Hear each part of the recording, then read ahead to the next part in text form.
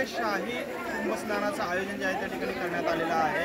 विश्व हिंदू परिषद आणि संतोषी माता गोशाळेच्या वतीने या शाही स्नानाचं आयोजन जे आहे ते सोलापूरमध्ये करण्यात आलेलं आहे। सोलापुरातील सिद्धेश्वर तलाव परिसरामध्ये गणपती घाटावरती हा शाही स्नानाचं आयोजन जे आहे ते करण्यात आलेलं आहे। आपण पाहतो या ठिकाणी कृत्रिम तलाव जो आहे त्या ठिकाणी निर्माण करण्यात आलेला आहे आणि या कृत्रिम तलावामध्ये टँकरद्वारे पाणी सोडून ज्या पद्धतीनं प्रयागराजवरून जे जल आहे ते या ठिकाणी आणण्यात आलेलं आहे। या माध्यमातून शाही स्नानाचं आयोजन जे आहे करण्यात आलेलं आहे। लहान थोर सर्वजण या शाही स्नानाचा आनंद घेताना आपल्याला पाहायला मिळत आहे।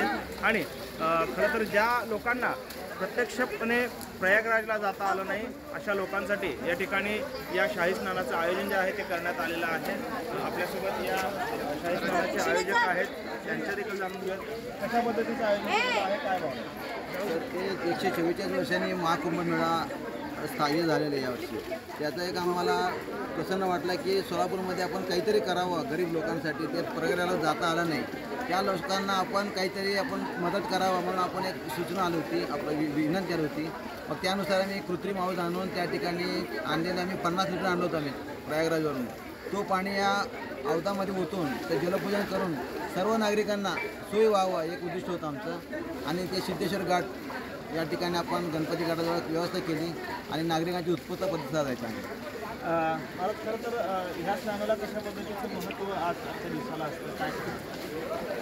या वेळेला सेतू मंथन झालं, समुद्र मंथन झालं, भगवान श्रीकृष्ण परमात्मा एकीकडे आणि दैत्य एकीकडे होते।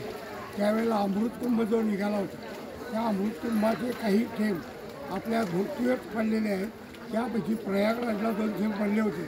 हा महत्त्वाचा कुंभ असल्यामुळं अमृत स्नान हे प्रयागराजचं 144 वर्षांनंतर प्राप्त झालं आणि ते खरोखर 3 पिढ्यापर्यंत प्राप्त होत नाही, ते आपल्याला प्राप्त झालेलं आहे। आपलं विशेष भाग्य आहे आणि आमची एकच तळमळ होती, आम्ही स्वतः जरी प्रयागराजला जाऊन आलो तरी सोलापूरवासियांना आपल्या भाविकांना तिथंपर्यंत जाणं होत नाही।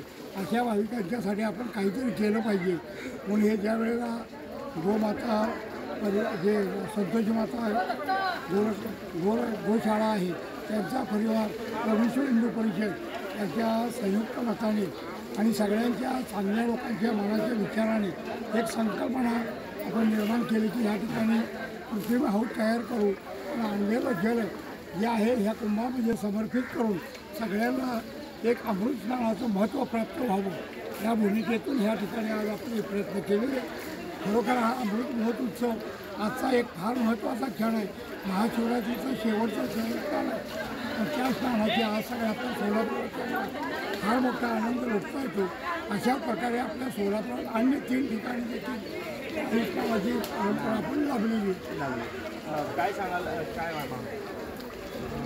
योगीजींनी उत्तर प्रदेशमध्ये प्रयागराजला जे नियोजन केलं होतं त्या नियोजनानंतर त्यांनी जेलच्या कैद्यांसाठी सुद्धा अमृत स्नानाची व्यवस्था केली होती। ते उदाहरण बघून आम्हाला विचार आला की सोलापुरातसुद्धा आपण असं काहीतरी करायला पाहिजे। जे लोक प्रयागराजला जाऊ शकले नाही, वयस्कर लोक असू दे किंवा साधारण लोक असू दे, त्यांच्यासाठी इथं काहीतरी व्यवस्था केली गरजेचं होतं। त्या हिशोबाने आम्ही महानगरपालिका, पोलीस डिपार्टमेंट यांना विनंती करून परवानगी घेऊन त्यांची सगळं सुरक्षा आम्हाला मिळाली व आज एक आम्ही गंगा स्नान इथं सोलापुरात आयोजन केलेलं आहे। 50 लिटर आम्ही गंगाजल तिकडनं आणलं होतं व त्याचा आज सर्व सोलापूरवासियांनी त्याचा लाभ घेतला आहे व आज महाशिवरात्री दिवशी पवित्र स्नान अमृत स्नानाची व्यवस्था गणपती घाटावर सिद्धेश्वर मंदिरमध्ये जवळपास हे करण्यात आलेलं आहे। त्याचा आम्हाला अत्यंत आनंद होत आहे। युवकांचा देखील मोठा प्रतिसाद आहे, कसं पाहताय? आपण पाहतो या ठिकाणी की शाही स्नानाचं आयोजन जे आहे त्या ठिकाणी करण्यात आलेलं होतं आणि सोलापुरातील अनेक नागरिकांनी या ठिकाणी शाही स्नानाचा जो काही मुहूर्त आहे आजचा त्या मुहूर्तावरती या ठिकाणी शाही स्नान जे आहे ते केलेलं आपल्याला पाहायला। कॅमेरामन विजय अवतीसह सागर सुरोसे, टीव्ही मराठी, सोलापूर।